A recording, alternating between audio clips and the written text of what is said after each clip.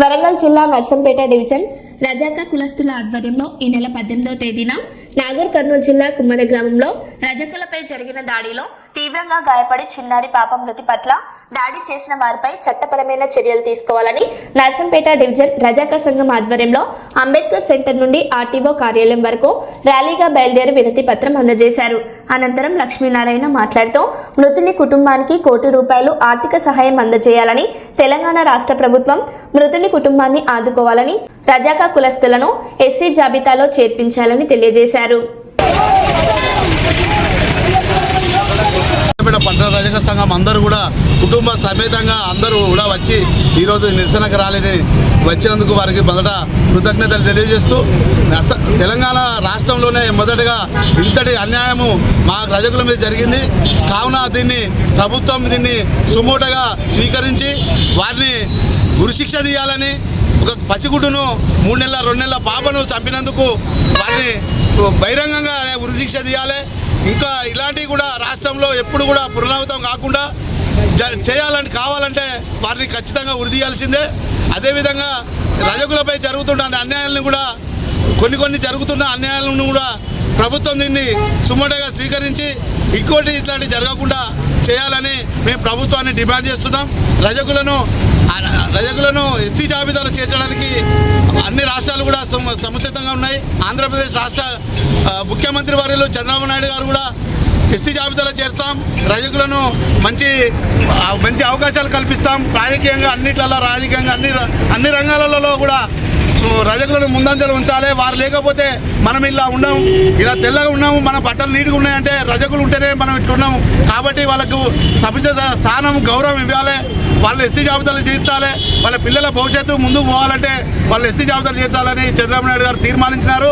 అదేవిధంగా తెలంగాణ రాష్ట్రంలో కూడా మన గౌరవ ముఖ్యమంత్రి వర్యులు తెలంగాణ రాష్ట్రంలో కూడా ఎస్సీ జాబితాలు చేర్చాలని అసెంబ్లీలో తీర్మానం చేసి కేంద్రానికి ఆంధ్రప్రదేశ్ పంపినట్టుగా ఇది కూడా పంపాలని మేము నర్సంపేట రజక పట్టణ సంఘం ద్వారా డిమాండ్ చేస్తున్నాం. జై రజక.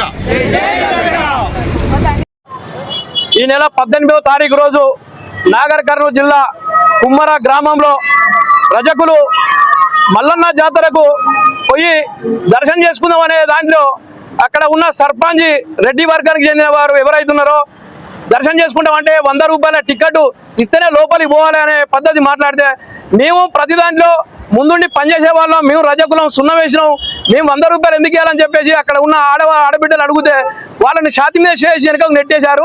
నెట్టేస్తే అక్కడ ఉన్న రజకుడు పోయి మీ ఆడవాళ్ళని కూడా గిట్లే చేస్తే ఊకుంటారా అంటే మమ్మల్ని విమర్శించే స్థాయి మీది సాకలోడా అని కొబ్బరికాయ రూల పడేసి విశ్వరక్షంగా కొడతా ఉంటా అంటే, పాపం ఆ తల్లి నా బిడ్డ ముఖం చూసన్నా మీరు ఊరుకోండి అని పసిగుడ్డును ముందర పెడితే పసిగుడ్డును కూడా కాలుతో దొక్కిన అర్ధవర్గాల నాయకులు ఇంత దుర్మార్గం ఉంటుందా?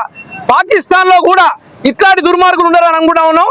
మనం ఉన్నది తెలంగాణలో, కనీసం పసిగుడ్డు ముఖం చూసైనా కూడా ఊకోవాల్సిన పరిస్థితి ఉండే. గొడ్లకైనా కూడా పసిగుడ్డును చూస్తే పక్కమడి పడిపోతాయి.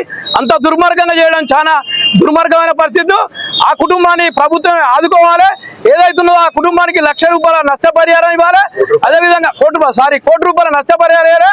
అదేవిధంగా కుటుంబంలో ఒకరికి ప్రభుత్వ ఉద్యోగం కల్పించాలి. అదేవిధంగా రేవంత్ రెడ్డి గారు సభలో చెప్పారు ఏమన్నంటే, రజకులకు పాపం అన్యాయంగా ఉన్నది, వాళ్ళకు రక్షణ చట్టం కల్పిస్తాం.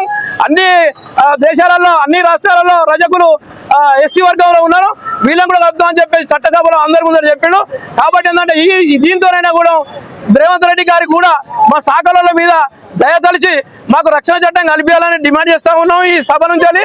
అదేవిధంగా ఏదైతే ఉన్నదో ఎస్సీ జాబితాలో కలపాలని కోరుతా ఉన్నాం.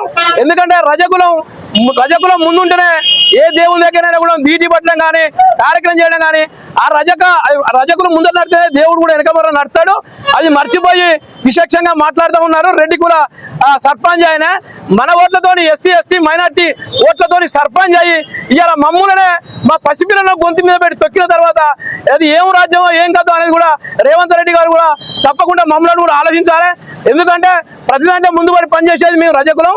కాబట్టి ఏంటంటే దయచేసి ఉండాలని కోరుకుంటూ నర్సంపేట పట్టణం నుంచి ఈరోజు డిమాండ్ చేస్తా ఉన్నారు. నా పేరు కొల్లూరి లక్ష్మీనారాయణ, నర్సంపేట పట్టణ అధ్యక్షుని. Thank you.